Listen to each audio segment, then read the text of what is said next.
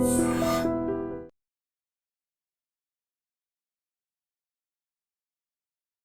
program sponsored by Marwadi University, Rajkot, Gujarat. Join Global Campus for a 360-degree education. నమస్తే, నేను Kavitha. Welcome to iDream. ఈ మధ్య కాలంలో తరచుగా వినిపిస్తున్నటువంటి ఒక మాట ఇంక్లూజివ్నెస్. సొసైటీలో ఇంక్లూజివ్నెస్ అంటే ఏంటి? ఎవరెవరిని మనం భాగస్వాములుగా చేసుకున్నాము, ఎవరికి ఎలాంటి అవకాశాలు ఉంటాయి, ఎవరికి ఎలాంటి హక్కులు ఉన్నాయి, ఉద్యోగాల్లో సమాన అవకాశాలు ఉంటాయా, అసలు ఇంక్లూజివ్ సొసైటీ అంటే ఎలా ఉంటుంది, దీని గురించే మనం మాట్లాడుకోబోతున్నాము. మనతో పాటుగా ఉన్నారు మోటివేషనల్ స్పీకర్, సివిల్స్ ఆస్పిరెంట్స్ కి ట్రైనింగ్ ఇస్తున్నటువంటి ఎడ్యుకేషనలిస్ట్ ఆకెళ్ళ రాఘవేంద్ర గారు. హలో సార్, నమస్తే. ఎలా ఉన్నారు మీరు? సూపర్ అండి. నేను వ్యూవర్స్ కి ఇంకో మాట కూడా చెప్పాలి. ఆకెళ్ళ రాఘవేంద్ర గారు వికలాంగుల కోసం ప్రత్యేకంగా కాంపిటేటివ్ ఎగ్జామ్స్ కి ఎలా ప్రిపేర్ అవ్వాలి, దానికోసం స్పెషల్ ట్రైనింగే కాదు, బుక్స్, మెటీరియల్స్ కూడా తయారు చేశారు. రాఘవేంద్ర గారితో మాట్లాడదాం. రాఘవేంద్ర గారు, ఇంక్లూజివ్నెస్ చాలా పెద్ద పదం లాగా కనిపిస్తుంది. కాకపోతే అందరినీ కలుపుకుపోవడం, అందరితో కలిసి ముందుకు వెళ్ళడం. ఎలా చూస్తారు ఇంక్లూజివ్నెస్ అనే వర్డ్ ని మన సమాజానికి అన్వయించి చూసుకుంటే? బేసికల్గా సమాజం ఎప్పుడూ కూడా వర్గాల మీద ఆధారపడి ఉంటుంది. మీరు వర్గాలు లేకుండా సమాజం ఉండదు. వర్గ రహిత సమాజం అనేది కార్ల్ మార్క్స్, ఫ్రెడరిక్ ఏంగిల్స్ లాంటి వాళ్ళు ఒక ఊహాత్మకంగా యూటోపియన్గా అర్థం చేసుకుండొచ్చు, కానీ ఊహించి ఉంటే ఉండవచ్చు, కానీ వర్గాలు లేకుండా సమాజం ఉండదు. ఎక్కడైనా సరే సమాజంలో వర్గాలు కులం మీద, మతం మీద, ప్రాంతం మీద, జెండర్ మీద, ఎడ్యుకేషన్ మీద, అందము లేదా వైకల్యము దాని మీద, డబ్బు మీద, ఏదో ఒక కేటగిరీ మీద సమాజం ఎప్పుడూ కూడా డివిజన్ అయ్యే ఉంటుంది. అది తప్పు కాదు. సమాజం డివిజన్ అయినప్పుడు, వర్గాలు ఉన్నప్పుడు, డబ్బున్నవాడు లేనివాడు, అందంగా ఉన్నవాడు లేనివాడు, చదువుకున్నవాడు చదువుకోనివాడు, పలానా కులం వారు పలానా కులం వారు, పలానా మతం వారు పలానా మతం వారు, పలానా ప్రాంతం వారు పలానా ప్రాంతం వారు, ఇట్లా మొత్తం సొసైటీ. మీరు ఏ ప్రపంచంలో ఏ దేశమైనా వెళ్ళండి, దేశం దాకేందుకు మీ ఊరికి వెళ్ళండి, మీ ఊరిలో కూడా ఈ డివిజన్స్ ఉంటాయి. మీ ఊరిలో కూడా చాలా ఒక టెంపుల్, ఒక గుడి, ఒక బడి, ఒక మార్కెట్, ఆ పక్కన ఉన్న ల్యాండ్స్కి ఏమో ఎక్కువ వాల్యూ ఉంటుంది, కొంచెం దూరంగా వెళ్ళిన ల్యాండ్స్కి ఏమో తక్కువ వాల్యూ ఉంటుంది. ఇదే హైదరాబాద్లో శంషాబాద్ లేకపోతే కనుక ఇతర ఆదిపట్నం ఉన్నాయి కదా, అటువైపు ఎక్కువ వాల్యూ ఉంటుంది, ఇలా కానీ తక్కువ వాల్యూ ఉంటుంది. సో సమాజం ఎప్పుడు కూడా డివిజన్ అయి ఉంటుందనే సత్యాన్ని కనుక మనం అర్థం చేసుకుంటే ముందు ఒక ఫ్యాక్ట్లోకి వస్తాం. డివిజన్స్ ఉండడం తప్పు కాదు. డివిజన్స్ మీద ఆధారపడి ఒకరు ఇంకొకరిని దోపిడీ చేయడం అంటే ఎక్స్ప్లాయిట్ చేయడం కానీ, ఒకరు ఇంకొకరిని తక్కువ చేసి చూడడం కానీ తప్పు. ఈ తక్కువ చేసి చూడడం దగ్గరే మొత్తం పేచీ అంతా ఉంటుంది. తెలుసో తెలియకో సమాజం ఎవల్యూట్ అవుతున్నప్పుడు ఇంత జెనసిస్ ఫార్మ్లో అంటే బిగినింగ్లో ఖచ్చితంగా వద్దన్న తెలియకుండానే సమాజం ఒకరిని ఇంకొకరు తక్కువ చేసి చూస్తారు. అది తెలియకుండా జరిగిందా, తెలిసి జరిగిందా అనేది ఏదైనా సరే చరిత్రే, అది గతమే. అది కానీ ఇవాళ వర్తమానంలోకి మనం వచ్చిన తర్వాత మనం ఇప్పుడు మాత్రం సమాజంలో ఉన్న డివిజన్స్ని అర్థం చేసుకుంటూనే సమాజంలో ఎవరైతే కొద్దిగా వెనకబడేందుకు అవకాశం ఉందో వారిని ఆల్రెడీ డెవలప్ అయిన, ముందుకు వెళ్ళిన వాళ్ళు చేయి పట్టి తీసుకెళ్లాల్సిన అవసరం ఖచ్చితంగా ఉంది. ఇందులో సానుభూతి, సహానుభూతి ఇలాంటి పదాలు వాడడానికి వీల్లేదు. ఇది ఖచ్చితంగా చట్టబద్ధమైంది, ఆధునికమైంది, నాగరికమైంది. ఉదాహరణకి మీరు హైదరాబాద్లో పుట్టారు, అందులోనూ మళ్ళీ ఏ గచ్చిబౌలి ఏరియాలో పుట్టారు. మీ ఫాదర్ ఆల్రెడీ ఇక్కడ ఒక అత్యద్భుతమైన ఫ్లాట్ అదో ఉంటాయి కదా, కొన్ని ఉన్నారు. సో మీరు ఈ పొజిషన్లో ఉన్నారు. సేమ్ ల్యాండ్ 300 గజాలు అనుకుందాం. ఇదే 300 గజాలు మీతోటే సమానంగా పుట్టిన ఒక అమ్మాయి అస్సాంలోనో, త్రిపురలోనో, నాగాల్యాండ్లోనో సేమ్ ల్యాండ్ ఇంత కాస్ట్, ఇంత ప్రైస్, ఇంత డెవలప్డ్, ఇంత ఈల్డింగ్, ఇంత రిజల్ట్, ఇంత అవుట్పుట్, దీంతో సమానమైనది ఉండదు. అవును. అని ఆన్ పార్ ఎక్సలెన్స్ లాగా ఈ రెండింటిని మనం చూడాల్సి వచ్చినప్పుడు ఇక్కడ 300 గజాలు ఈజీగా అక్కడ 3000 గజాలేమో. సో మరి అక్కడ పుట్టిన వాళ్ళు తప్ప, అక్కడ పుట్టిన వాళ్ళది పాపమా, అక్కడ పుట్టిన వాళ్ళది శాపమా? అందుకని సమాజంలో ఉన్న కింది వర్గాల వారు, సామాన్యులు దీన్ని ఆలోచించకపోయినా పర్వాలేదు, కానీ అధికారంలో ఉన్న వాళ్ళు అంటే బోత్ అటు ఎగ్జిక్యూటివ్ అండ్ పొలిటికల్, రాజకీయ అధికారము, కార్యనిర్వాహక అధికారంలో ఉన్నవాళ్ళు, పిన్ పాయింట్గా చెప్పాలి అంటే ఐఏఎస్, ఐపీఎస్ లాంటి civil servants and political executive అనే ఇద్దరు విధాన నిర్ణేతలు కాబట్టి, విధాన అంటే ఎగ్జిక్యూషన్లో ఉంటారు కాబట్టి వాళ్ళు ఖచ్చితంగా సమాజంలో ఉన్న అన్ని వర్గాల వారికి ఫలాలు సమానంగా అందేందుకు వీలైన విధానాలు రూపొందించాల్సిందే. దీని అంతటినీ కలిపి ఇన్క్లూజివ్నెస్ అంటారు. ఈ ఇన్క్లూజివ్నెస్ అనేది ఫినాన్షియల్ ఇంక్లూజన్స్, సోషల్ ఇంక్లూజను, లేటెస్ట్గా మీరు చెప్తే ఆశ్చర్యపోతారు కవిత, టెక్నాలజికల్ ఇంక్లూజన్ కొత్త వచ్చింది. యాక్చువల్గా సాంకేతికంగా కూడా అందరికీ సాంకేతికత అందాలి అన్నది. 2016 ప్రాంతంలో డిమానిటైజేషన్ జరగడానికి ముందు నాకు తెలిసి మీరు కూడా Google pay, PhonePe, Paytm వాడలేదేమో అనుకుంటున్నాను నేను. ఇంత పెద్ద ఎత్తున, ఇంత మాసివ్ గా ప్రతి దానికి యూస్ వాడలేదు.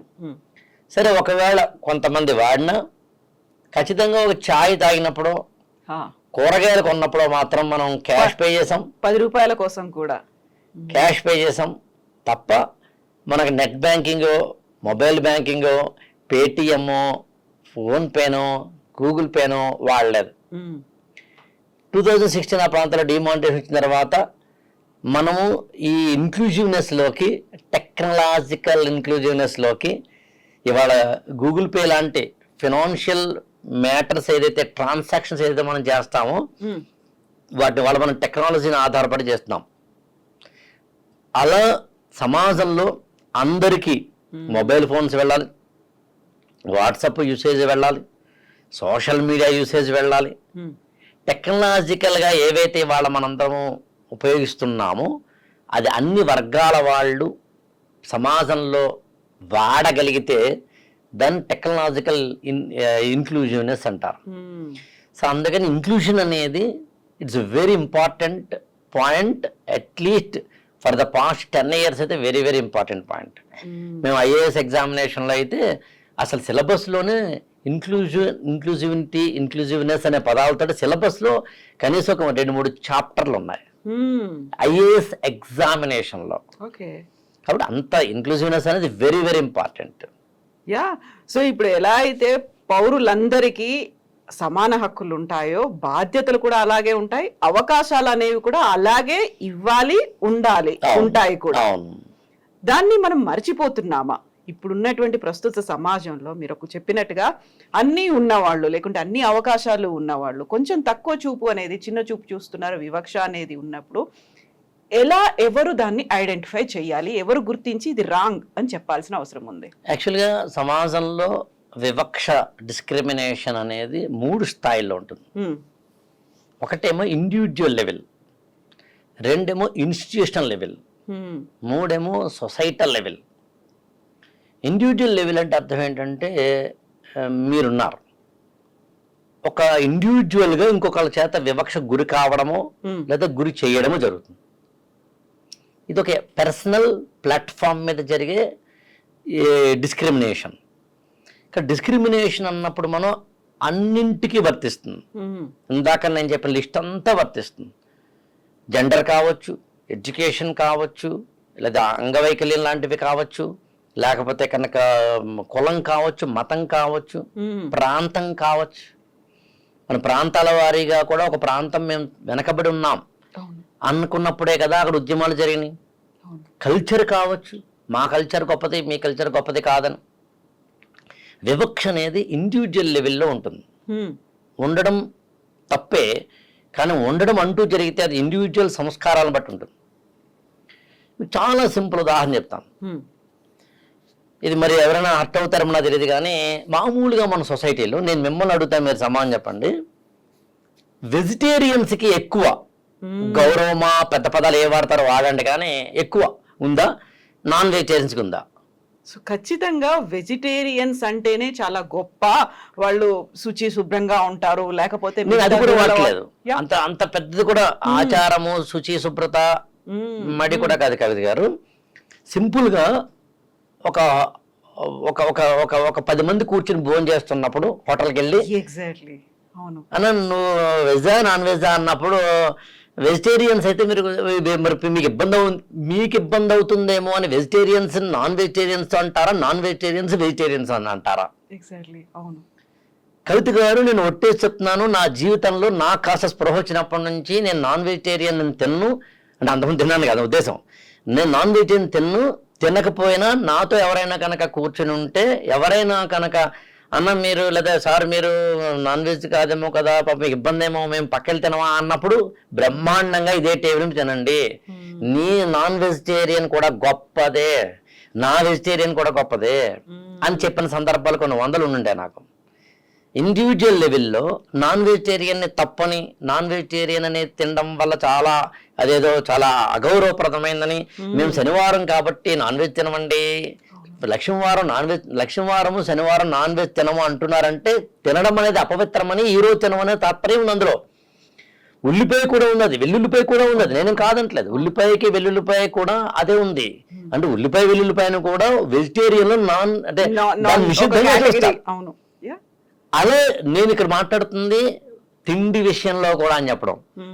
అందుకని ఇండివిజువల్ లెవెల్లో కులమో మతమో ప్రాంతమో ఇదో అదో మొత్తం మీద ఉండడం అనేది నిజంగా తప్పు. కానీ ఇండివిజువల్ లెవెల్లో అది ఇండివిజువల్ లెవెల్లోనే ఉంటుంది. ఇంకా రెండు ఇన్స్టిట్యూషన్ లెవెల్. ఇన్స్టిట్యూషన్ లెవెల్ అంటే నా ఉద్దేశం అంటే గవర్నమెంట్ అని.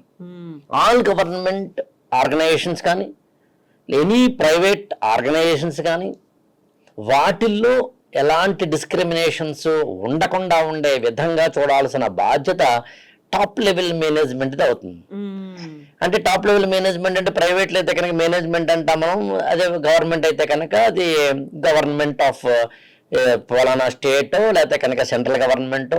మళ్ళీ గవర్నమెంట్ ఫార్మ్ అయ్యి గవర్నమెంట్ చేయడానికి వీలుగా ఒక కాన్స్టిట్యూషన్ ఉంటుంది. కాన్స్టిట్యూషన్ ఒక పార్లమెంట్ను లేదా శాసనసభలను శాసన మండలను ఇస్తుంది. ఈ పార్లమెంట్ ఇవన్నీ చట్టాలు చేస్తాయి. ఆ చట్టాల్లో ఉన్న వాళ్ళు ఎవరయ్యా అంటే ప్రజాప్రతినిధులు, ఎంపీలు కానీ ఎమ్మెల్యేలు కానీ ఎమ్మెల్సీలు కానీ. మళ్ళీ ఆ ఎంపీలు ఎమ్మెల్యేలు ఎవరిని చూస్తున్నారంటే ప్రజలను చూస్తున్నారు, మనం ఎంచుకున్న వాళ్ళని చూస్తున్నారు.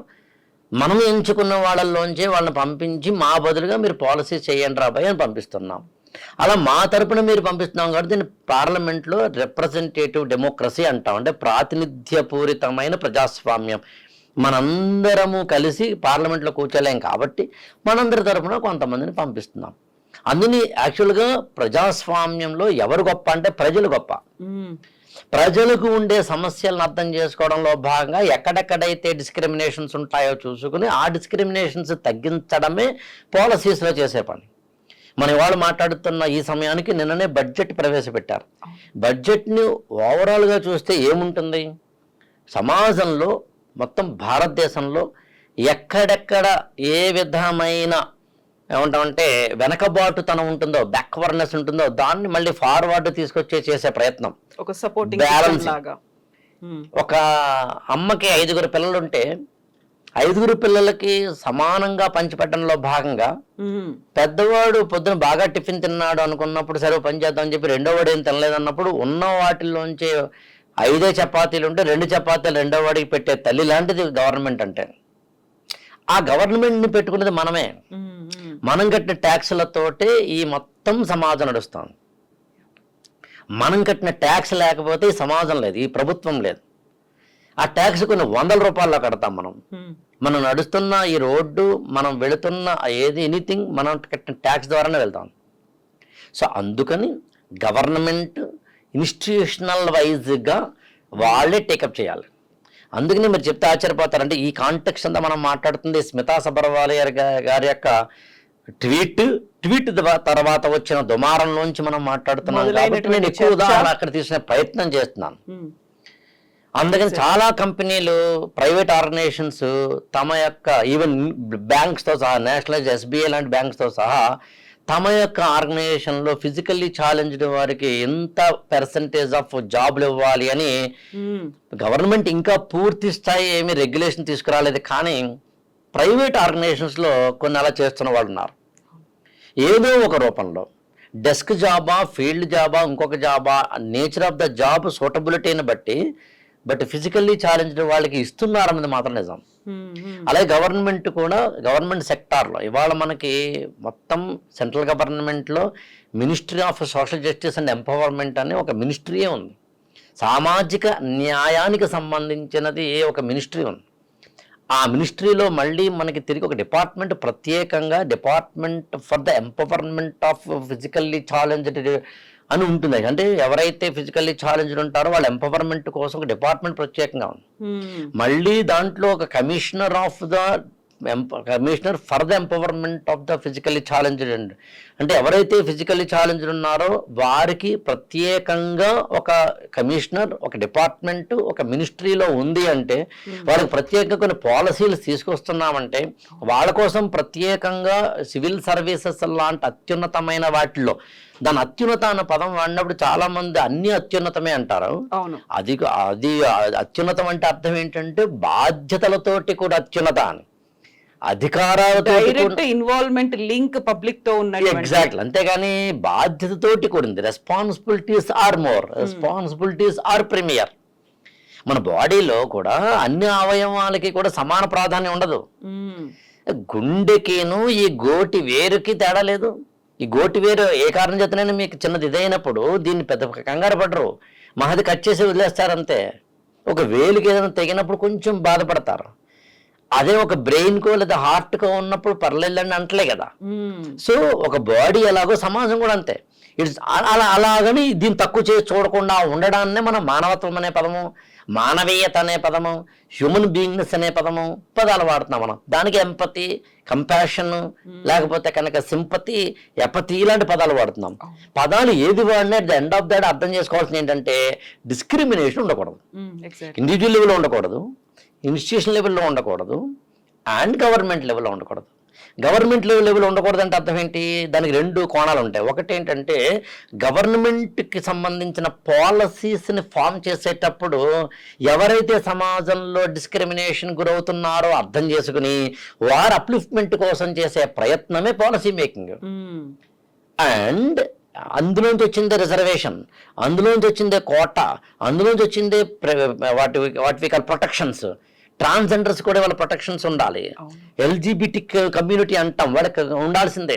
లెస్బియన్ కానీ, గే కానీ, లేదా ట్రాన్స్జెండర్స్ కానీ, లేకపోతే కనుక ఇతరత్ర ఏదైతే LGBTQ ఏవైతే ఉన్నాయో ఆ కమ్యూనిటీకి ఖచ్చితంగా గవర్నమెంట్ ప్రొటెక్షన్ ఇచ్చి తీరాల్సిందే. సమాజం వాళ్ళ పట్ల న్యూన భావంతో ఉండకూడదు. ఇంకోటి కూడా ఇక్కడ యాక్చువల్గా చెప్తాను, అదేంటంటే పాపం దివ్యాంగులండి అని చాలా కావాలంటే గత 2 రోజులుగా చూసిన మీరు కొన్ని యూట్యూబ్ వీడియోలో చూడండి. పాపం దివ్యాంగులేంటి? Should not. పాపం అనే పదం కూడా వాడకూడదు. పాపం ఆడవాళ్ళండి అంట. పాపం ఆడవాళ్ళు ఏంటి? పాపం వద్దు. Are you showing the sympathy or discrimination same time లో రెండు అక్కడ కనిపించడం? ఎగ్జాక్ట్లీ. అంటే సింపతిలోంచే వస్తుంది. సింపతిలోంచే ఎప్పుడూ కూడా తెలుగులో ఒక కవి రాస్తాడనమాట. ఆయన ఒక పాట రాస్తాడు, అందులో అంటాడనమాట, నన్ను నీ గుడిలోకి రావద్దన్నావు, అదే బాగైంది, నేను నాస్తికుణ్ణి అయ్యాను అంటాడు. అంటే నీ గుడిలోకి నన్ను ప్లీజ్ అలౌ చేయి అనేది కొద్దిగా సింపతితోటి కూడింది. ఆలయమున నీవు వేలాడు వేళ శివుని చెవి కొంత చేరువగా నుండు మౌని ఖగరాజ్ని పూజారి లేని వేళ విన్నవింపుమునాది జీవిత చరిత్ర అంటారు గుర్రం జాషువా. 1940s రాశారు ఆయన.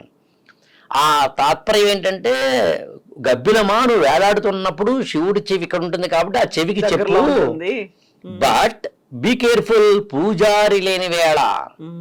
అలాగే నన్ను మీ గుడిలోకి రమ్మనమని కోరుతున్నాను, ప్లీజ్ అలవ్ మీ అని ఉంటుంది. అది 1940s కాబట్టి. ఇవాళ మనం 2024లో ఉన్నాం. ఇందాక నేను చెప్పిన కవిత రాసింది 1975 ఆ ప్రాంతంలో. నన్ను నీ గుడిలోకి రావద్దన్నావు, అదే బాగైంది, నేను నాస్తికుణ్ణి అయ్యాను. ఇక రావాల్సిన అవసరమే లేకుండా చైతన్యం అనేది అంత పాజిటివ్నెస్ గా, అంత ఫోర్స్ఫుల్ గా ఉంటుంది అని చెప్పడానికి. సో అందుకని పాపం అండి అలాంటి పదాలు కానీ, ఈవెన్ మనకి జెండర్ ఫ్రీ లాంగ్వేజ్ అని, డిస్క్రిమినేషన్ ఫ్రీ లాంగ్వేజ్ అని లింగ్విస్టిక్స్ లో చెప్తాం మేము. అంటే మామూలుగా మన భాషలో ఎవరో ఒకరు తక్కువ చేసి చూస్తున్న కొన్ని పదాలు ఉంటాయి. ఏంటి ఎక్స్ట్రా చేస్తున్నావు, గాలు చేసాం అనుకున్నావా అంటాడు యాక్చువల్గా. ఏంటి ఏడుతాను ఆడదానిలా అంటారు యాక్చువల్గా. These are wrong. అంటే ఆడవాళ్ళు గాజు వేసుకోవడం అనేది అపౌరుషము, వాళ్ళకి ఏమీ సబత్వం లేదు అనడానికి గుర్తుగా మన లాంగ్వేజ్ లో వాడతాం. నువ్వు మగాడివైతే రారా అంటాం. ఇవన్నీ యాక్చువల్ గా జెండర్ ఫ్రీ లాంగ్వేజ్ అని, లింగ వివక్ష రహిత భాషా ప్రయోగం చెయ్యాలి అనేది ఒక అత్యున్నతమైన, నా దృష్టిలో చాలా గొప్ప భాషా శాస్త్రంలో చదువుకోవాల్సిన గొప్పది యాక్చువల్ కాదు. 1970s వచ్చింది అలాంటి తెలుగు భాషకి సంబంధించి మాట్లాడుతాను. 1960s మరాఠీ లాంగ్వేజ్లో వచ్చింది, కన్నడ లాంగ్వేజ్లో వచ్చింది ఇలాంటి ఉద్యమం. సో అందుకని వివక్షరహితమైన భాష కావాలి. అందుకని పాపం దివ్యాంగులండి, పాపం వారిని మనం పాపం కాదు, ఆ పాపం అనుకుంటే ప్రతి ఒక్కరు ఇక్కడ పాపానికి అప్పుడు శాపంగా బాధపడాల్సిందే. ఇక్కడ దివ్యాంగుల గురించి వచ్చింది కాబట్టి కూడా చెప్తాను. ఇప్పుడు పుట్టుకతోటే చాలా మంది దివ్యాంగులు కాదు. భారతదేశంలో ఇవాళ మనద్దరం మాట్లాడుకుంటున్న ఈ సమయానికి కాస్త అటు ఇటుగా 3 కోట్ల మంది జనాభా దివ్యాంగులు ఉన్నారు మొత్తం భారతదేశంలో. భారతదేశ జనాభా ఇవాళ ఒక 140 కోట్లలో అనుకుంటే, అంటే భారతదేశ జనాభాలో కాస్త అటు ఇటుగా 2 నుంచి 3% ఇవాళ దివ్యాంగులు ఉన్నారు. అది కూడా రికార్డెడ్ అయ్యి సెన్సెస్లో 2011 మనకి లాస్ట్ సెన్సెస్ అయిందని, 2021 అవ్వలేదు. సో 13 సంవత్సరాల కిందట జరిగిన సెన్సస్ ప్రకారం చూస్తే 2,68,00,000 మంది ఇవాళ భారతదేశంలో ఉన్నారు. కాస్త అటు ఇటుగా 14 సంవత్సరాల్లో వేసుకుంటే కనుక 3 కోట్ల మంది అనుకుందాం. వాళ్ళలో ఎక్కువ శాతం ఉన్నవాళ్ళు అనుకుంటున్నారండి 10 ఏళ్ళ నుంచి 30 ఏళ్ల మధ్యలో ఉన్నవాళ్ళు. అంటే 10 ఏళ్ళ నుంచి 30 ఏళ్ల మధ్యలో అనే పదం ఎందుకు వాడతాం అంటే, ఆ ఏజ్ గ్రూప్ అనేది జీవితంలో స్థిరపడడానికి ఉపయోగపడేది, డెసిషన్స్ తీసుకోవడానికి, జీవితంలో కెరీర్లోకి వెళ్ళడానికి. 10 ఏళ్ళు అంటే 5వ తరగతి అండి, 30 ఏళ్ళు అంటే జాబ్ వచ్చేసి స్థిరపడ్డం. 5వ తరగతి నుంచి డిగ్రీ అయిపోయి జీవితంలో స్థిరపడ్డం అనే ఒకానొక దశలో ఒక కాలు కానీ, చెయ్యి కానీ, కన్ను కానీ, ఇతరత్ర ఏమైనా వినపడని, మాట్లాడలేని ఉన్నవారు ఎవరైనా ఉన్నారనుకుందామని ఎంత బాధ ఉంటుందండి. ఇతరమైన వాళ్ళందరూ కూడా వేగంగా పరిగెత్తున్నప్పుడు వీరు పరిగెత్తలేని స్థితి, ఇతరమైన వాళ్ళందరూ కూడా గబగబా చదువుతుంటే వీళ్ళు చదవలేని స్థితి, ఎవరో ఒకరు ఆసరా లేకపోతే జీవితంలో అడుగులు ముందుకు వేయలేని స్థితి. మరి వాళ్ళ పట్ల చట్టం పక్కన పెడదాం, నాగరికత లాంటివి కూడా పక్కన పెడేద్దాం. సమాజంలో ఇంకొక వ్యక్తి పట్ల నీకు కనీస స్పృహ లేకపోతే, దానికి సానుభూతి లాంటి పదాలు వాడకుండా నేను ఏ పదం వాడతానంటే సహానుభూతి అనే పదం వాడతాం. సానుభూతికి సహానుభూతికి తేడా ఏంటి అంటే, మీకు గాయం తగిలితే నేను ఓదార్చడం సానుభూతి, మీకు గాయం తగిలితే ఆ గాయం నాకు కూడా తగిలినప్పుడు ఎలా అనుభవిస్తానో, బాధపడతానో, అర్థం చేసుకుంటానో, ఆలోచిస్తానో, అలాగే ఆలోచించి మీతో మాట్లాడాలి సహానుభూతి అంటారు. సో సహానుభూతి గొప్పది సానుభూతి కన్నా. అందులో మనకి ఎంపతి అనేది గొప్పది సింపతి కన్నా అనే పదం వాడడానికి కారణం అది, ఇంగ్లీష్ పదాల్లో చెప్పాలంటే. అందుకని మనము అలా సమాజంలో ఒకే బడిలో పరిగెత్తుకుంటూ వెళ్ళలేని ఒక కుర్రాడు, పోలియో వల్ల కావచ్చు, ఇంకేదైనా కారణాల వల్ల కావచ్చు, గబగబా చదవలేని కుర్రాడు, మాస్టర్ పాఠం చెప్తుంటే వినలేని కుర్రాడు, ఆ కుర్రాడు నీ పక్కన కూర్చున్నప్పుడు how can you say that నేను వాడికన్నా గొప్పని ఎలా అంటావు నువ్వు? ఇదే అంగవైకల్యం నీకు రాదా? గ్యారంటీ ఏముంది? అసలు మనందరము మళ్ళీ ఆ అజ్ఞానంలో ఉన్నామండి కవిత గారు. నేను ఇవాళ శాశ్వతం అయినట్టు, నేనే గొప్ప అయినట్టు, నేను చాలా ఏమంటామంటే ఇవాళని చూడకు. ఏదో తెలుగు సినిమాలో కళ్ళున్నోడు ముందు చూస్తాడు, దిమాగనోడు దునియా మొత్తం చూస్తాడు అన్నట్టుగా నువ్వు దునియా మొత్తం చూడు, కళ్ళతో కాదు మెదడుతో చూడు. గ్యారంటీ ఏంటండి? చాలామంది అధికారంలో ఉన్నవాళ్ళు మేము ఈ అధికారంలో శాశ్వతం, భ్రమ కాదా? ఓడలు బండ్లు, బండ్లు ఓడలు అవుతున్న సందర్భాలు లేవా? అధికారంలో నిన్నటి వరకు ఉన్నవాళ్ళు ఇవాళ లేకపోవడమో, ఇవాళ లేని వాళ్ళు రేపు రాకుండా ఉండకపోవడమో, నిన్నటి వరకు ఉన్నవాళ్ళు ఒకప్పుడు లేకపోవడమో, ఒకప్పుడు లేని వాళ్ళు ఆ తర్వాత రాకపోవడమో లేదా? అధికారంలోకి రావడం రాకపోవడం అనేది నీ యొక్క ప్రస్తుత పట్టుదల ప్రయత్నాలను బట్టి ఉంటుంది, నీ వ్యూహ చతురతను బట్టి ఉంటుంది. ఇది ఎల్లకాలం ఉంటుందన్న గ్యారంటీ లేదు, కొంతకాలం ఉంటుంది. ఉన్నప్పుడు ఒకప్పుడు నాకు లేదని రేపటి రోజు ఉండదని తెలుసుకున్నవాడు విజ్ఞుడు. నేను ఇవాళ ఇందులో ఉన్నదాన్ని. కొంతమంది యాక్చువల్గా చాలా నేను ఇదే సీట్లో కనీసం ఒక 10 ఏళ్ళు ఉంటానండి అన్నవాళ్ళు ఉన్నారు. యాక్చువల్లీ 15, 20 ఏళ్ళు నాది ఇదే seat. How can you say that? మీరు అనుకోవచ్చు, కానీ పబ్లిక్ కూడా అదే మాట అనుకోవాలి. పబ్లిక్ కూడా అక్కర్లేదండి. పబ్లిక్ అనే పెద్ద పదం ఎందుకు? పబ్లిక్ అనే పెద్ద పదం ఎందుకు? మీ జీవితంలో మీరు ఒకసారి సందర్భంలో అయినా కానీ క్యాజువల్ గాని చెప్తాను, నిన్న మార్నింగ్ ఫోన్ చేశాడు రా, నిన్న రాత్రి కూడా ఫోన్ చేశాడు, నమ్మవరా, నిన్న మధ్యాహ్నం నేను రాత్రి భోజనం చేసి ఫోన్ చేశాడు రా, నాకు నిద్రలో చనిపోయాడు రా అన్న సందర్భం మనం ఒక్కసారి కూడా వినలేదా? మామూలుగా బృహత్ సంహిత అని ఒక అత్యద్భుతమైన బుక్ ఉంది, వరాహ మిహిరుడు అని రాశారు. ఆయన పేరు మిహిరుడే యాక్చువల్గా. వరాహ అనేది బిరుదు. వరాహ అంటే అడవి పంది. ఒక రాజుగారు ఒక కొడుకు పుడితే ఆ కొడుకు పుట్టిన వెంటనే జాతకం చూస్తే ఇతను పలానా వయసులో పలానా డేట్న పలానా సాయంత్రం 4 గంటలకు చనిపోతాడు, అది కూడా ఒక అడవి పంది ఇతన్ని చంపేస్తుంది అని అన్నారు జ్యోతిష్య పండితులు. ఇక నేను జ్యోతిష్యాన్ని నమ్మంటం లేదు, కథలోని సారం తీసుకోమంట. సో రాజుగారు భయపడ్డారు. అందులో ఒక ఒంటి స్తంభం మేడ కట్టి ఆ ఏదో విధంగా ఆ అబ్బాయికి అన్నిటినీ ప్రొటెక్షన్ పెట్టి 10 అంతస్తుల బిల్డింగ్ కట్టి ఎవరు ఎక్కడ రాకుండా చేసి మొత్తం మీద ఆ రోజు ఆ సాయంత్రం ఆ 4 గంటలకి చీమ కూడా లోపలికి వెళ్లకుండా, దోమ కూడా పైకి వెళ్లకుండా ఉండేంత ప్రొటెక్షన్ పెడితే ఇంకా అడవి పంది ఎలాగో వెళ్ళదు కదా. సో అందుకని ఆ అబ్బాయిని ప్రొటెక్ట్ చేశారు. ఆ 4 గంటలు దాటితే మాత్రం బతుకుతాడనేది జ్యోతిష్య పండితులు చెప్పారు. సో మొత్తం మీద 4 అయింది. ఏదో 8th ఫ్లోర్లో ఉన్నాడు అనుకుందాం, ఏదో 10th ఫ్లోర్లో ఉన్నాడు అనుకుందాం. వాళ్ళ అబ్బాయి ఫస్ట్ ఫ్లోర్ నుంచి పరిగెత్తికెళ్ళి వాళ్ళ అబ్బాయిని కౌగులించుకుందామని, బతికాడు కదా అని కౌగులించుకుందామని ఇంత ప్రొటెక్షన్ పెట్టిన తర్వాత తీరా చూస్తే ఆ ఫ్లోర్లో లేడు అతను. అరే ఏడ్రా మా అబ్బాయి అంటే, ఇప్పుడే సార్ పైకి వెళ్ళాడు అంటే టెర్రాస్ మీదకి వెళ్ళాడు. అందరూ టెర్రాస్ మీదకి వెళ్తే ఆ అబ్బాయి చనిపోయి ఉన్నాడు అక్కడ, రక్తపు మడుగులో ఉన్నాడు అక్కడ. ఏం జరిగింది అంటే ఆ పైన టెర్రాస్ మీద వీళ్ళ బిల్డింగ్కి వాళ్ళ యొక్క రాచరిక ముద్రలో భాగంగా వాళ్ళ యొక్క జంతువు అంటే కుటుంబ జంతువు అలాగా వరాహం వాళ్ళది. అది రాగితోనూ రాతితోనూ వాళ్ళు కట్టాలి, ఇనుముతోనూ ఇంకో దాంతో అలా కట్టారు వాళ్ళు. సో వరాహం జీవమై రాదనుకున్నారు, కానీ నిర్జీవమైన వరాహం అతను పైకి వెళ్ళాడు, గాలి వచ్చింది, అది పడింది, చనిపోయాడు. జ్యోతిష శాస్త్రంలో దీన్ని ఏమని చెప్తారంటే, ఈ క్షణం ఈజ్ ఇట్ గ్యారంటీ?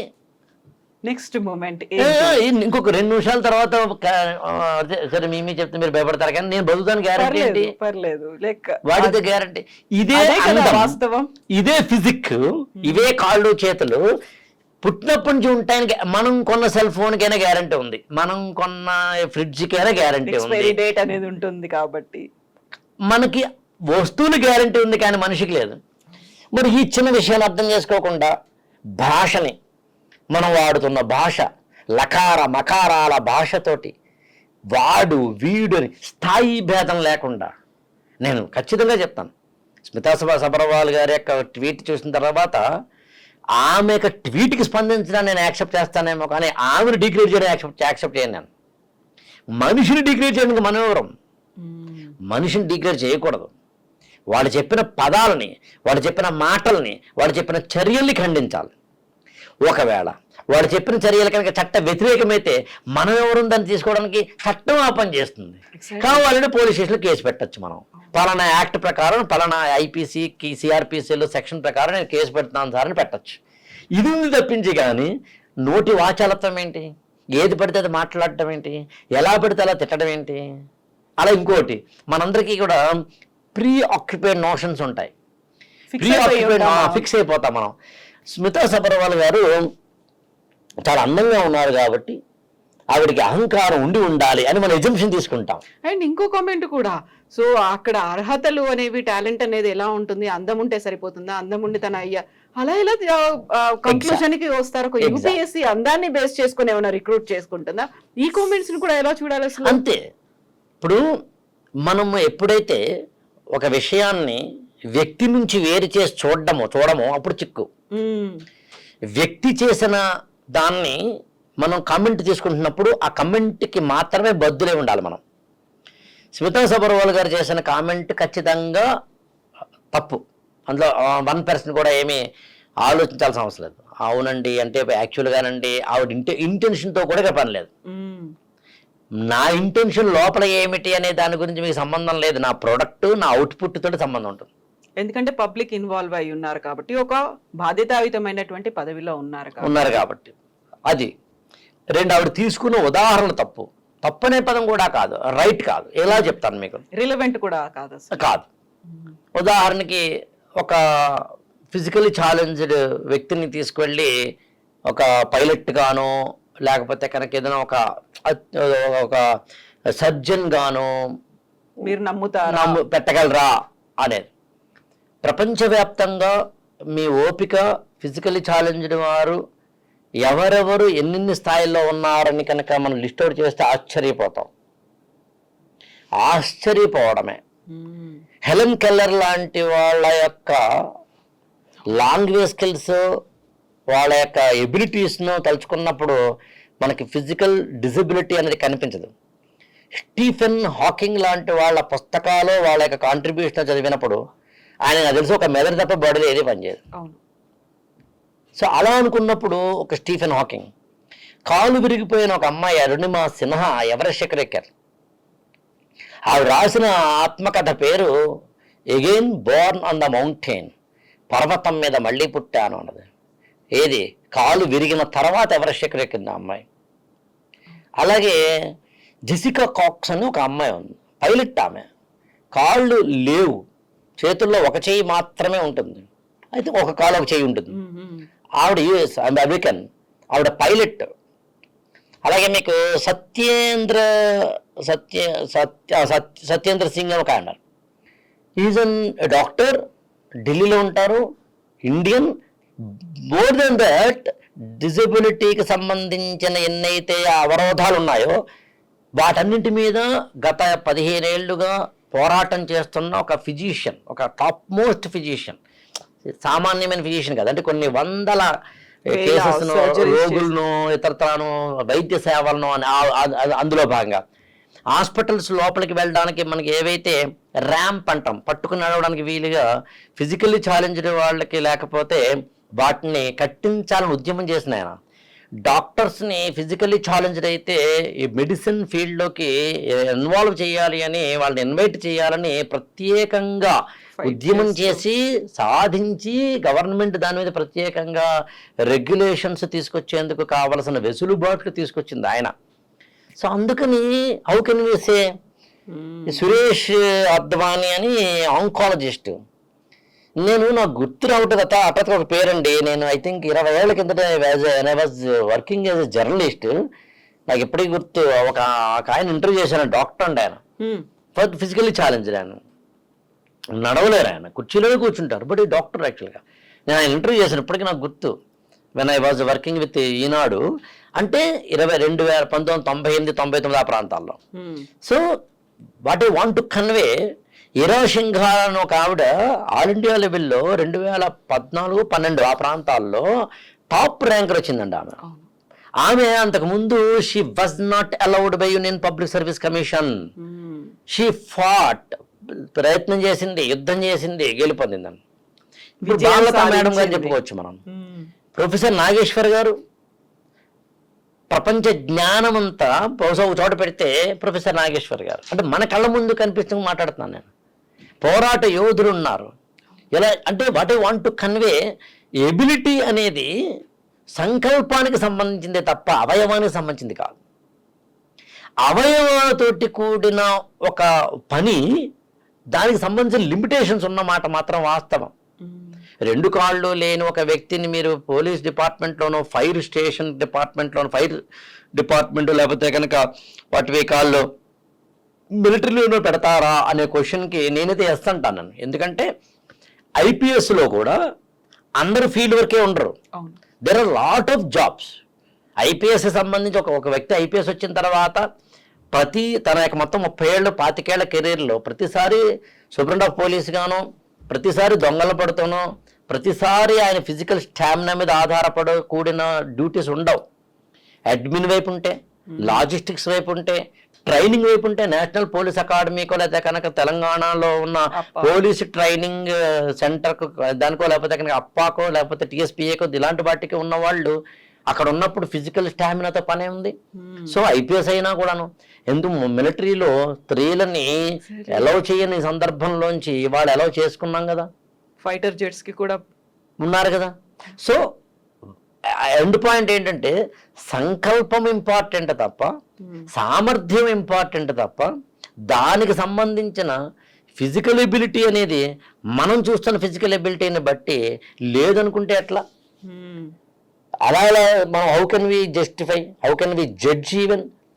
అందుకని ఫిజికల్ స్టామినా అనేది ఐ డోంట్ థింక్ సో. యాక్చువల్గా ఒక వ్యక్తికి తన యొక్క పూర్తి స్థాయి ఏదైతే ఏమంటామంటే మనో సంకల్ప తోటి కూడిన ఫిజికల్ స్టామినా ఇంపార్టెంటే తప్ప ఫిజికల్ స్టామినా మాత్రమే ఉండి మన సంకల్పం లేనప్పుడు. సో అందుకని సమాజంలో ఉన్న అన్ని రంగాలలో వాళ్ళని, అన్ని వర్గాలలో వాళ్ళని ఎక్కడ ఎప్పుడు ఎవరు ఏ విధమైన డిస్క్రిమినేషన్ చేస్తున్నా రాంగే అంటాను నేను. ఈ డిస్క్రిమినేషన్స్లో ఆశ్చర్యం ఒకటి చెప్తాను మీకు. అందరము డిస్క్రిమినేషన్కి ఎప్పుడప్పుడు గురవుతామండి. డిస్క్రిమినేషన్ అనే దాన్ని ఇంకొంచెం రిజల్ట్ ఓరియంట్ చెప్పాలి అంటే అవమానం. అవమానం అనేది జీవితంలో ఉదయం నుంచి రాత్రి వరకు ఎప్పుడో అప్పుడు ఎవరో ఒకరం ఏదో ఒక రూపంలో దానికి గురి అవుతూనే ఉంటాం. దానికి ఏమి ఒకటి కులమా, మతమా, ప్రాంతమా మరొకట లేదు. ఉదాహరణకి మన ఇద్దరిని ఇక్కడ కూర్చొని మాట్లాడుతున్నాను, ఈ వీడియోని అప్లోడ్ చేస్తారని కిందన అందరూ కూడా నన్ను సరే మిమ్మల్ని పక్కన పెడదాం, నన్ను అందరూ కూడా బాగుందని కామెంట్ చేస్తారా? నీకెందుకురా, ఓవర్ యాక్షన్ రా, ఎక్స్ట్రాలు చేయకరా, నీ గురించి నాకు తెలియదు అనుకుంటున్నావా, నువ్వు తొక్కలోది, తోపా నువ్వు, ఊపా నువ్వు అని పెట్టరా? ఖచ్చితంగా. మరి దాన్ని కూడా డిస్క్రిమినేషన్, అవమానం కింద చూస్తాం కదా. అదే నేను బలవంతునదే పెట్టగలవాను. అయితే ఇక్కడ మళ్ళీ ఇంకొక పాయింట్, ఫ్రీడమ్ ఆఫ్ ఎక్స్ప్రెషన్ అనేది ఉంది కాబట్టి they can express their own views or కావచ్చు, ఇంకేదైనా వాళ్ళకి స్టేట్మెంట్స్ కావచ్చు, ఇవన్నీ ఉన్నాయి అనుకున్నప్పుడు అది కూడా బాధితమైనటువంటి పదవిలో ఉన్న వాళ్ళు దాన్ని ఎలా ఉపయోగించాలి అనేది వస్తుంది. మన వీడియో కింద వచ్చేటువంటి కామెంట్స్ తో పాటుగా ఇప్పుడు మన గతంలో స్మితా సబర్వాల్ గారు ట్వీట్ చేసినటువంటి కింద వచ్చినటువంటి కామెంట్స్ సపోర్టింగ్ గా ఉన్నాయి, డిఫెండ్ చేసే వాళ్ళు ఉన్నారు, అఫెండ్ అయిన వాళ్ళు, ఇవన్నీ ఉన్నప్పుడు సో బాధ్యత అనేది ఉంటుంది కదా, అక్కడ కూడా మళ్ళీ విచక్షణ అనేది కనిపిస్తుంది. ఎలా యూటిలైజ్ చేసుకోవాలి అంటే ఇక్కడ లాజికల్ గా చెప్తాను మీకు. ఫ్రీడమ్ ఆఫ్ ఎక్స్ప్రెషన్కి చాలా మంది చేసే రాంగ్ ఇంటర్ప్రిటేషన్ ఏంటంటే, ఫ్రీడమ్ ఆఫ్ ఎక్స్ప్రెషన్ అంటే ఏది పెడితే అది మాట్లాడతామని కాదు, ఎలా పడితే అలా మాట్లాడతామని కాదు. ఎప్పుడైతే మన డిజిటల్ ప్లాట్ఫామ్ ఇన్ఫర్మేషన్ టెక్నాలజీ యాక్ట్లో ఇవాళ డిజిటల్ ప్లాట్ఫామ్లో చేసే అమానుషకరమైన వాటిని కంట్రోల్ చేసే స్టేజ్లో మనం లేకపోవడం వల్ల, ప్లస్ దాని డ్యామేజ్ని ఇంకా పూర్తిగా గుర్తించకపోవడం వల్ల, ప్లస్ ఆ డ్యామేజ్ ఓన్లీ వ్యక్తికో కొద్దిగా వ్యవస్థకో తప్ప మొత్తంగా అన్ని రంగాల వాళ్ళకి ఇంకా ఎఫెక్ట్ కాలేదు కాబట్టి దాన్ని వదిలేశారండి. అంతేకాని దాని అర్థం ఫ్రీడమ్ ఆఫ్ ఎక్స్ప్రెషన్ అంటే ఏదంటే అది మాట్లాడడం కాదు. అండ్ ఇంకొకటి కూడా ఉంది, సంస్కారం అనేది చట్టం చెప్పేది కాదు. కొన్ని ఆ మాటకు వస్తే చట్టము నియమ నిబంధనలు చెప్పేవి కానే కావు. ఒక ఐఏఎస్ ఆఫీసర్ తన ఆఫీస్లో కూర్చుని ఫైల్స్ని వాటిని చేస్తున్నప్పుడు బయట ఒక 10 మంది ఉన్నారండి మీకోసం వెయిట్ చేస్తారు అర్జీలు పట్టుకొని అని కనుక అన్నప్పుడు, మధ్యాహ్నం లేదా సాయంత్రం 3 to 4 అనేది వాళ్ళకి టైం ఇవ్వయ్యా అని నేను చెప్పినప్పుడు 1 2 3 4 అనే ఒక దాని ప్రకారం వాళ్ళని లోపలికి అలౌ చేయడం అనేది జరిగినప్పుడు గంట మాత్రమే నేను టైం ఇస్తాను, గంట మాత్రమే అతన్ని చూస్తాను, ఎవరైతే ఫస్ట్ కమ్ ఫస్ట్ సర్వ్ బేస్లో చూస్తాను అనేది నియమం పెట్టుకున్నప్పుడు మనిషికి యంత్రానికి తేడా లేదుగా, రోబో కూడా అదే పనిచేస్తుంది. రోడ్డు మీద మనం వెళ్ళిపోతున్నప్పుడు అంబులెన్స్కి ఎందుకు ఇవ్వాలి, అసలు అంబులెన్స్కి దారి ఎందుకు ఇవ్వాలి అని అడిగిన నేను కొన్ని ఇంజనీరింగ్ కాలేజీలకి వెళితే అంబులెన్స్కి దారి ఇచ్చిన వాడు కూడా దేశభక్తుడే అని నేను ఒక చోట స్టేట్మెంట్ ఇస్తే నన్ను ఒక అతను అడిగాడు క్వశ్చన్ ఆన్సర్ సెషన్లో, అంబులెన్స్కి దారి ఎందుకు ఇవ్వాలి సార్ అని. సో అంబులెన్స్కి దారి ఎందుకు ఇవ్వాలి సార్ అనే క్వశ్చన్కి ఏం సమాధానం చెప్తాం? అందులో అపాయకర స్థితిలో, ప్రమాదకర స్థితిలో ఉన్నటువంటి ఒక ప్రాణం ఉంది అక్కడ. అప్పుడు ఆ కాపాడుకోగలుగుతాం. అబ్బాయి అన్నాడు నాతో, సార్ ఒకసారి మీరు పేపర్లో చూసే ఉంటారు, అంబులెన్స్ అతను ఏదో సిగరెట్ కొనుక్కోవడానికో దేనికో మిర్చి బండి దగ్గర ఆపడానికో అని. అది వ్యవస్థలో వ్యక్తి చేసిన తప్పు. వ్యక్తి చేసిన తప్పుని వ్యవస్థకి అప్లై చేయడం తప్పు. స్మితా సబర్వాల్ గారి కేసు జరిగింది అదే. పూజా ఖేడ్కర్ అనే ఆవిడ చేసిన ఒక తప్పుకి మొత్తం దివ్యాంగుల సమాజానికి అప్లై చేయడం అని తప్పు. వ్యక్తి చేసిన తప్పుని వ్యవస్థకి ఆపాదించకపోవడాన్నే సంస్కారం అంటాం. 2, ఎప్పుడూ కూడా జీవితంలో గొప్ప ఏమిటి అంటే నాకు బాగుంటుంది, నేను ఎప్పటికీ బాగుంటాననే భ్రమలోంచి బయటపడ్డాం.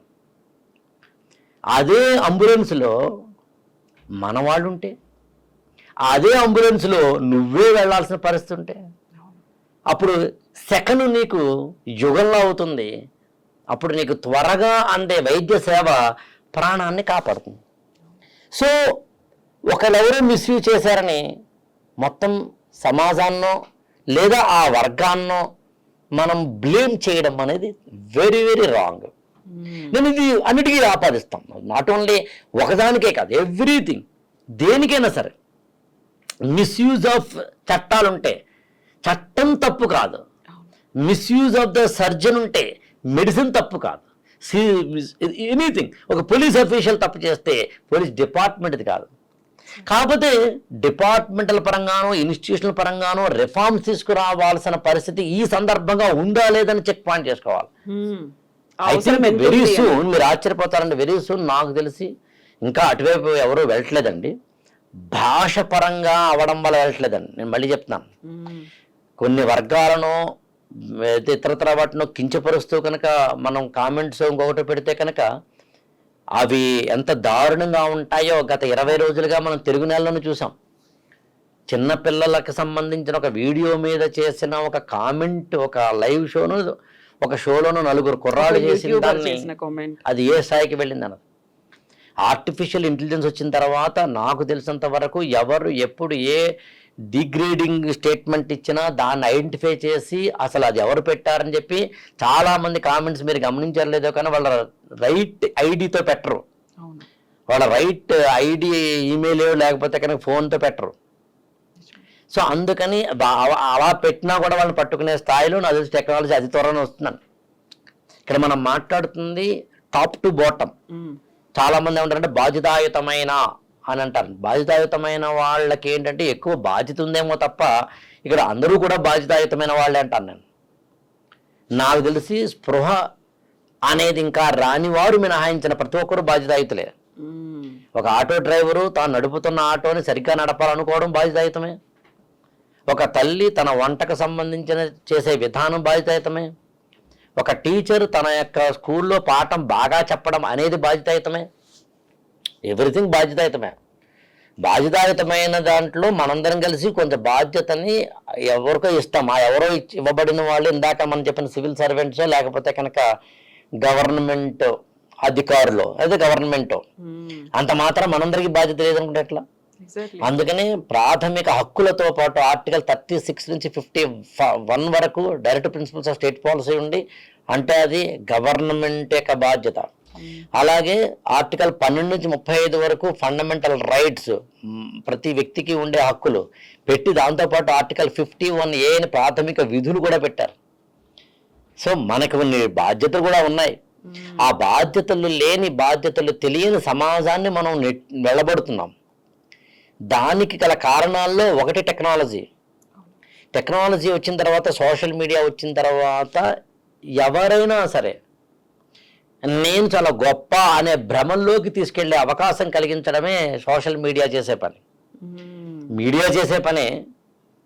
మీరు ఐ థింక్ 20-30 ఏళ్ళుగా జర్నలిజంలో ఉన్నారు కాబట్టి, అట్లీస్ట్ 20 ఏళ్ళుగా ఉన్నారు కాబట్టి, 25 ఏళ్ల కిందట మన ఊర్లో మనం ఏదైనా ఒక సభ పెడితే ఆ సభ తాలూకు పేపర్లో వస్తే ఆ రోజు మనం చాలా గొప్పగా ఫీల్ అయ్యేవాళ్ళం. కానీ ఆ సభలు 5-6 అదే రోజున జరిగితే అన్నిట్లోనూ అత్యంత కీలకమైన సభని మాత్రమే పేపర్లో వేసేవారు, ప్రయారిటీ బేస్ మీద. సో కీలకమైన వ్యక్తిని ఇంకా నేను సమాజంలో అయ్యానా లేదా అని చెప్పి అక్కడ టాప్ ఎండ్తో చూసేవాళ్ళం. దాని ప్రకారం నేను ఎదగడానికి కావలసిన అవకాశాలని, సామర్థ్యాలని, నైపుణ్యాలని పెంచుకోవాలని స్పృహ కలిగేది. ఇవాళ డాక్టర్ చదవాల్సిన అవసరం లేకుండా మీరు యూట్యూబ్ ఛానల్ పెట్టి మీరు మెడిసిన్కి సంబంధించిన డోలో 650 ఎప్పుడు వేసుకోవాలని చెప్పి మీరు వీడియో పెట్టచ్చు. ఇవాళ సైకాలజీ చదవాల్సిన అవసరం లేకుండా మీరు యూట్యూబ్ ఛానల్ పెట్టి సైకాలజీ మీరు చెప్పొచ్చు. రాత్రి ఇక్కడ సెలబ్రిటీ అనే ఒక భ్రమలోకి వెళ్ళిపోవచ్చు. ఏదో మామూలుగా కుర్చీ మడత పెడతానే పాటను, లేకపోతే ఏవో ఉన్నాయి నాకు, ఆ పాటను చేస్తూ డ్యాన్స్ చేస్తే రాత్రి లక్షల వ్యూస్ వస్తాయి.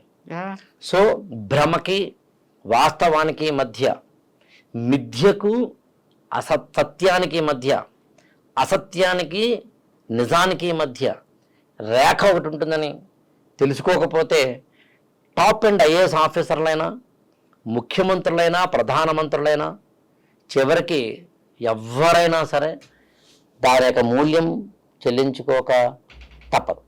ఇక్కడ మనం ఈ ఇంక్లూజివ్నెస్ గురించి మనం మాట్లాడుకుంటున్నప్పుడు ప్రధానంగా గళమెత్తి మాకు హక్కులున్నాయి, మేము ట్రాన్స్జెండర్ పర్సన్స్మే అని ఉద్యమిస్తున్నటువంటి ట్రాన్స్జెండర్స్ ఒకవైపు కనిపిస్తారు. ఇప్పుడు వికలాంగులు చేస్తున్నటువంటి ఉద్యమం, గతం నుంచి మాకు సరైన వసతులు లేవు, ఇవన్నీ మాకు కూడా అందరితో పాటుగా సమాన అవకాశాలు ఉండాలి, ఎట్ ద సేమ్ టైం ప్రభుత్వ ఉద్యోగాలకు సంబంధించి ఇన్నిసార్లు నినదిస్తూ వస్తున్నప్పుడు మీరు చేసినటువంటి ఒక మంచి పని ఇంక్లూజివ్నెస్ అనగానే అంధులు వాళ్ళకి బ్రెయిలీ లిపిలోనే మెటీరియల్ అందించడం, అది కూడా గవర్నమెంట్ ఉద్యోగాల్లో అందరికీ సమాన అవకాశాలు ఉండాలి అనే ఒక కాన్సెప్ట్ అనేది ఇప్పుడు మనం మాట్లాడుకుంటున్నాం కాబట్టి ఇప్పుడే మీరు స్టార్ట్ చేశారు అని నేను అనను.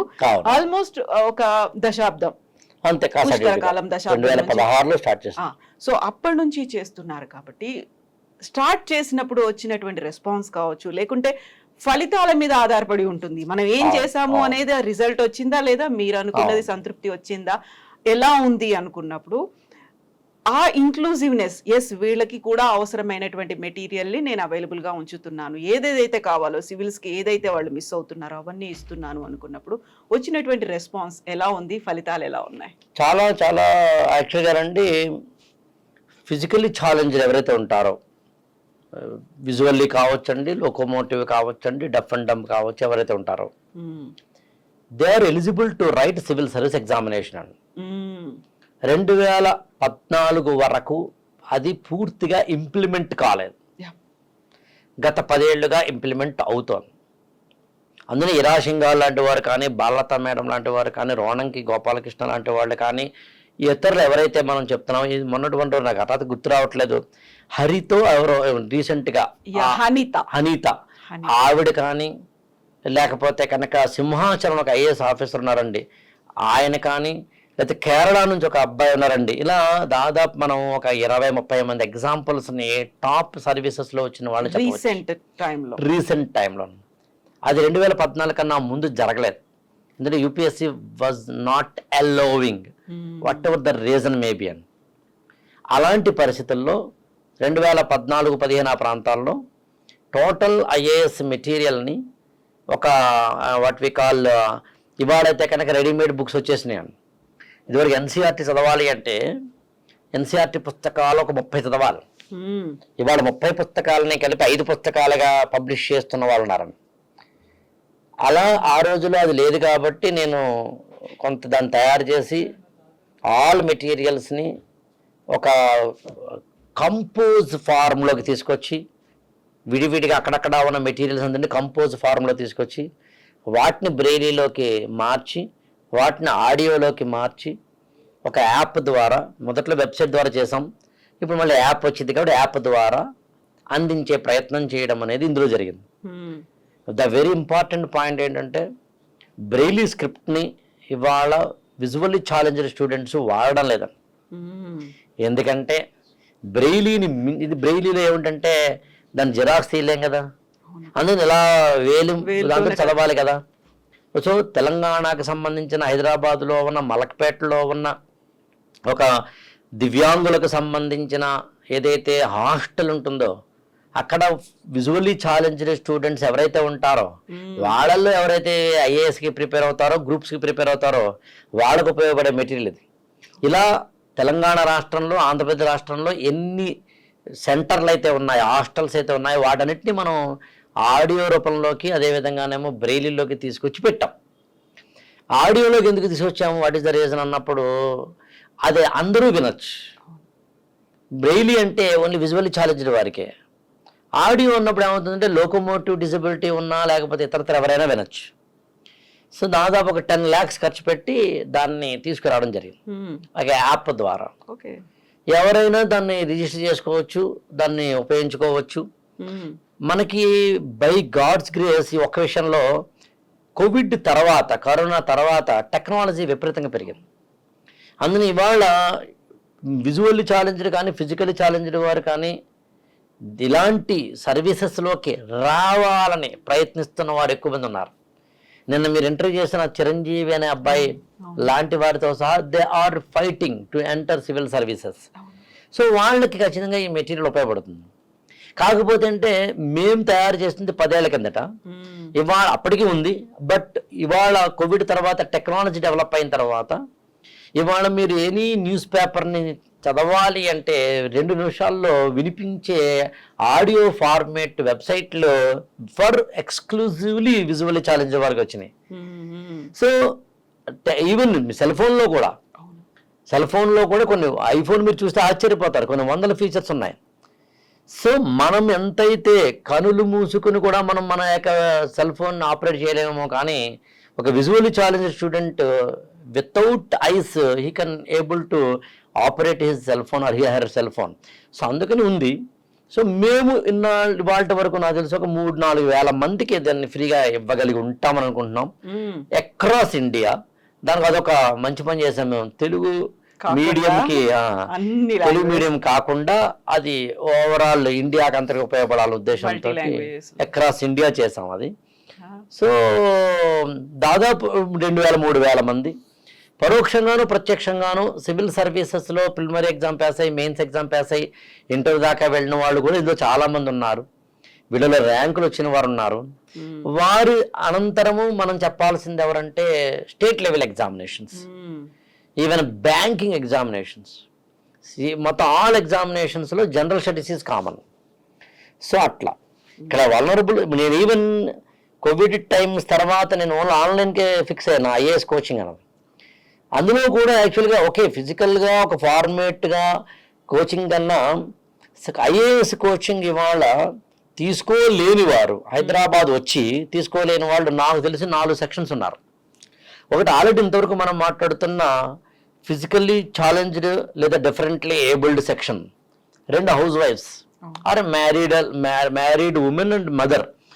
అంటే ఊర్లో ఉండి పిల్లల్ని వదిలి భర్తను వదిలి హైదరాబాద్ వచ్చి హాస్టల్లో ఉండి ఏడాది పాటు కోచింగ్ తీసుకోలేని వారు. 3 వచ్చేసి ఎవరైతే ఫినాన్షియల్లీ కొంచెం బ్యాక్వర్డ్గా ఉన్నారో.